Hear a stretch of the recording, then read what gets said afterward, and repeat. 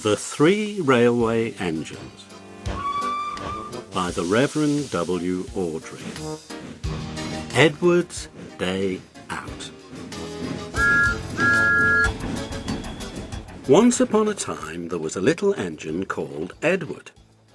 He lived in a shed with 5 other engines. They were all bigger than Edward and boasted about it. "The driver won't choose you again," they said. "He wants big, strong engines like us." Edward had not been out for a long time. He began to feel sad.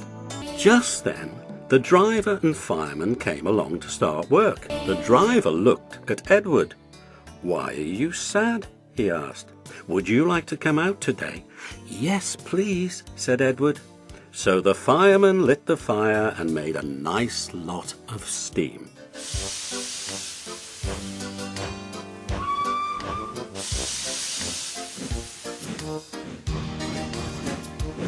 Then the driver pulled the lever, and Edward puffed away. "Peep, peep," he whistled. "Look at me now."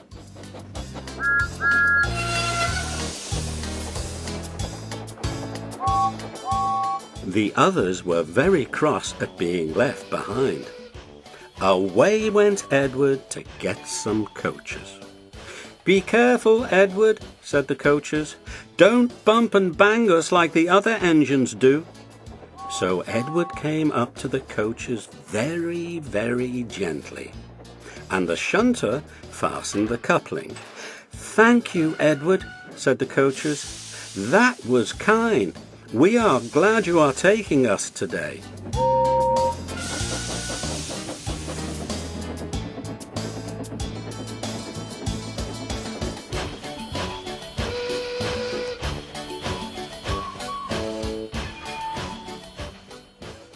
Then they went to the station, where the people were waiting. "Peep, peep," whistled Edward. "Get in quickly, please."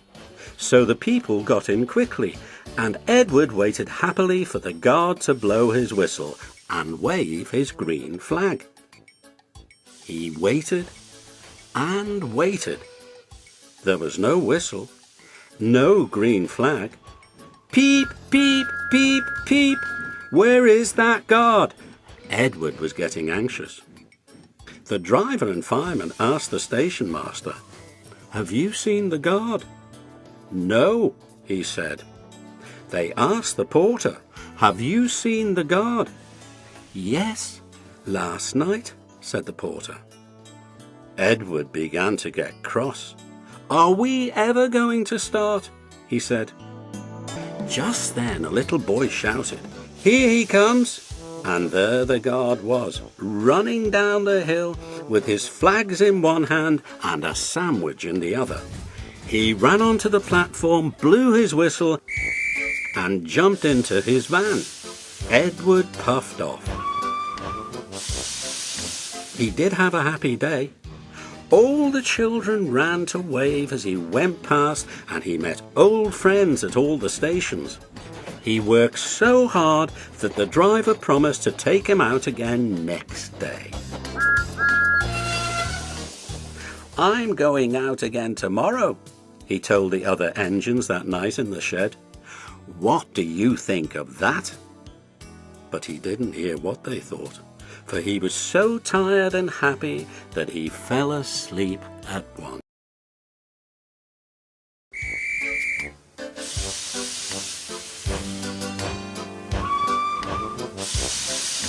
Edward and Gordon. One of the engines in Edward's shed was called Gordon. He was very big and very proud. "You watch me this afternoon, little Edward," he boasted, "as I rush through with the express. That will be a splendid sight for you." Just then his driver pulled the lever. "Goodbye, little Edward," said Gordon as he puffed away. "Look out for me this afternoon." Edward went off too, to do some shunting. Edward liked shunting. It was fun playing with trucks. He would come up quietly and give them a pull. "Oh, oh, oh, oh, oh!" screamed the trucks. "Whatever is happening?" Then he would stop and the silly trucks would go bump into each other.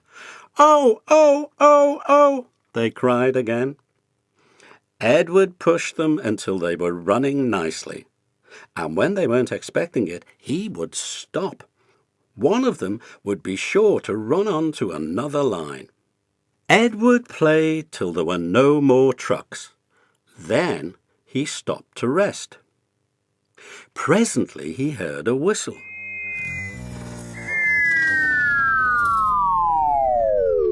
Gordon came puffing along very slowly and very crossly.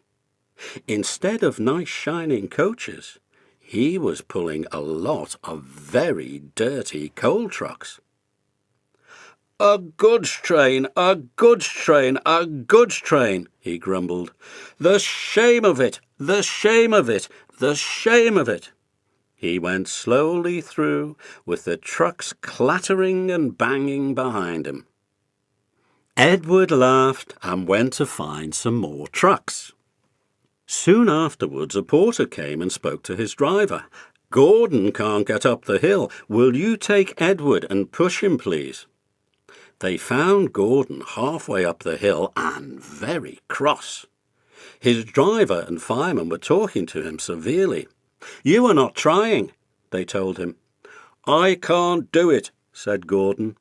"The noisy trucks hold an engine back so. If they were coaches now, clean, sensible things that come quietly, that would be different." Edward's driver came up. "We've come to push," he said. "No use at all," said Gordon. "You wait and see," said Edward's driver. They brought the train back to the bottom of the hill. Edward came up behind the brake van, ready to push. "Beep, beep, I'm ready," said Edward. "Poop, poop, no good," grumbled Gordon. The guard blew his whistle, and they pulled and pushed as hard as they could. "I can't do it, I can't do it, I can't do it," puffed Gordon. "I will do it, I will do it, I will do it," puffed Edward. "I can't do it, I will do it, I can't do it, I will do it, I can't do it, I will do it," they puffed together. Edward pushed and puffed and puffed and pushed as hard as ever he could. And almost before he realized it, Gordon found himself at the top of the hill. "I've done it! I've done it! I've done it!" he said proudly, and forgot all about Edward pushing behind. He didn't wait to say thank you, but ran on so fast that he passed 2 stations before his driver could make him stop. Edward had pushed so hard that when he got to the top he was out of breath. Gordon ran on so fast that Edward was left behind. The guard waved and waved, but Edward couldn't catch up. He ran on to the next station, and there the driver and fireman said they were very pleased with him. The fireman gave him a nice long drink of water, and the driver said, "I'll get out my paint tomorrow and give you a beautiful new coat of blue with red stripes. Then you'll be the smartest engine in the shed." The Sad Story of Henry. Once an engine attached to a train was afraid of a few drops of rain. It went into a tunnel and squeaked through its funnel and never came out again. The engine's name was Henry. His driver and fireman argued with him, but he wouldn't move. He said, No, no, I shan't come out, so there. The rain will spoil my lovely green paint with red stripes. No! The guard blew his whistle till he had no more breath, and waved his flags till his arms ached. But Henry stayed in the tunnel and blew steam at him. Go away! Go away!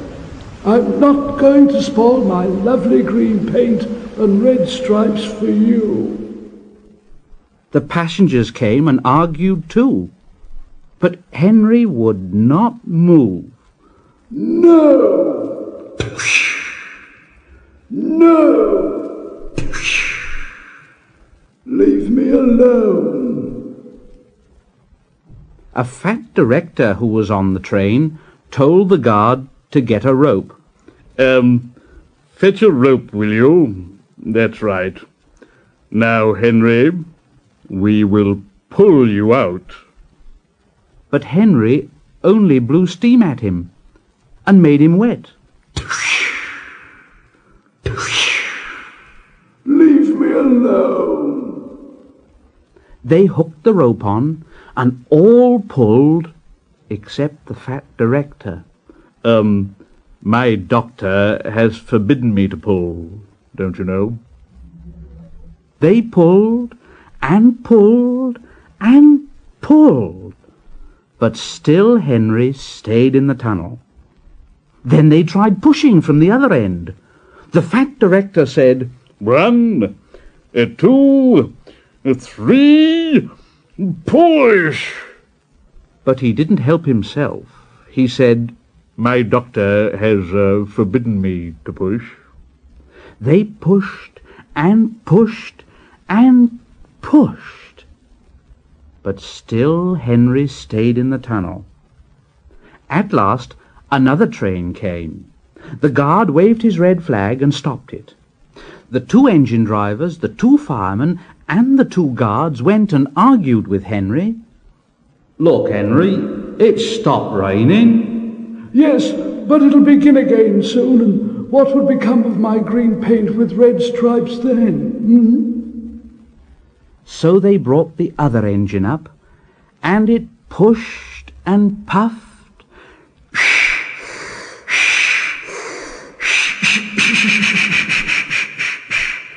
and puffed and pushed,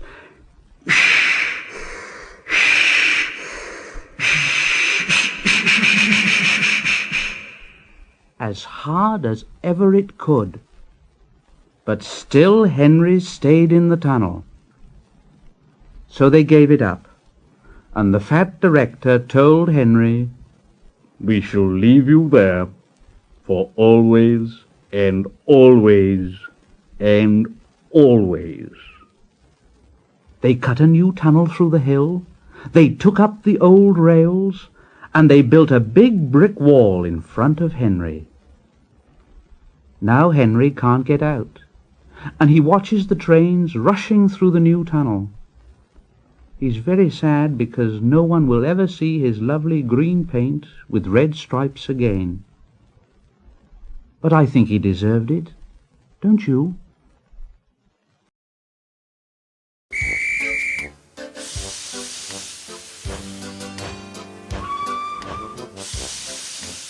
Edward, Gordon and Henry. Edward and Gordon often went through the tunnel where Henry was shut up. Edward would say, "Beep, beep, hello," and Gordon would say, "Poop, poop, poop, serves you right." Poor Henry had no steam to answer. His fire had gone out. Soot and dirt from the tunnel roof had spoiled his lovely green paint and red stripes. He was cold and unhappy, and wanted to come out and pull trains too. Gordon always pulled the express. He was proud of being the only engine strong enough to do it. There were many heavy coaches full of important people like the fat director who had punished Henry. Gordon was seeing how fast he could go. "Hurry, hurry, hurry," he panted. Trickety-trock, trickety-trock, trickety-trock, said the coaches. Gordon could see Henry's tunnel in front. In a minute, he thought, I'll poop, poop, poop at Henry and rush through and out into the open again. Closer and closer he came. He was almost there when crack, wheesh! He was in a cloud of steam and going slower and slower. His driver stopped the train. What has happened to me? Asked Gordon. I feel so weak. You've burst your safety valve, said the driver. You can't pull the train anymore. Oh dear, said Gordon. We were going so nicely too. Look at Henry laughing at me. Gordon made a face at Henry and blew smoke at him. Everybody got out and came to see Gordon. Humph, said the fat director. I never liked these big engines, always going wrong. Send for another engine at once. While the guard went to find one, they uncoupled Gordon and ran him on a siding out of the way. The only engine left in the shed was Edward. I'll come and try, he said. Gordon saw him coming. That's no use, he said. Edward can't pull the train. Edward puffed and pulled and puffed. But he couldn't move the heavy coaches. I told you so, said Gordon rudely. Why not let Henry try? Yes, said the fat director, I will. Will you help pull this train, Henry? He asked. Yes, said Henry at once. So Gordon's driver and fireman lit his fire. Some plate layers broke down the wall and put back the rails, and when he had steam up, Henry puffed out. He was dirty. His boiler was black, and he was covered with cobwebs. Oh, I'm so stiff! Oh, I'm so stiff! He groaned. You'd better have a run to ease your joints and find a turntable, said the fat director kindly. Henry came back, feeling better, and they put him in front. Beep, beep, said Edward. I'm ready. Beep, beep, beep, said Henry. So am I. Pull hard, pull hard, pull hard, puffed Edward. We'll do it, we'll do it, we'll do it, puffed Henry. Pull hard, we'll do it, pull hard, we'll do it, pull hard, we'll do it, they puffed together. The heavy coaches jerked and began to move, slowly at first, then faster and faster. We've done it together, we've done it together, we've done it together, said Edward and Henry. You've done it, hooray! You've done it, hooray! You've done it, hooray! Sang the coaches. All the passengers were excited. The fat director leaned out of the window to wave to Edward and Henry, but the train was going so fast that his hat blew off into a field, where a goat ate it for his tea. They never stopped till they came to the big station at the end of the line. The passengers all got out and said, "Thank you." And the fat director promised Henry a new coat of paint. Would you like blue and red? Yes, please, said Henry. Then I'll be like Edward. Edward and Henry went home quietly, and on their way they helped Gordon back to the shed. All three engines are now great friends. Wasn't Henry pleased when he had his new coat? He's very proud of it, as all good engines are. But he doesn't mind the rain now, because he knows that the best way to keep his paint nice is not to run into tunnels, but to ask his driver to rub him down when the day's work is over.